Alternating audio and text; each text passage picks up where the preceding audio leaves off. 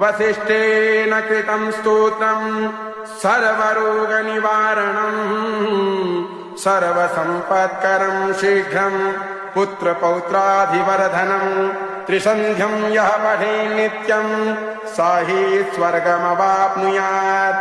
कृतेन अनेन अद्यतने आचार्यवसिष्ठकृतं शिवदारिद्र्यदहनस्तोत्रपाठाख्येन कर्मणाधीश्वरो भवानी शङ्कर महारुद्र महामृत्युञ्जय श्री भगवत्केदारेश्वरचरणारविन्दं प्रीयतां नमः। श्री साष्टांग शिवार्पणमस्तु शिवायै इदं नमः। श्री साष्टांग जगदम्बार्पणमस्तु अम्बा प्रियतां नमः। हर ओं तत्सत् हर ओं तत्सत् हर ओं तत्सत्। गुरु केदारेश्वर महादेव की जय। सत्य सनातन वैदिक धर्म की जय। ओम नमः पार्वती पतये शिव हर हर हर महादेव शंभो।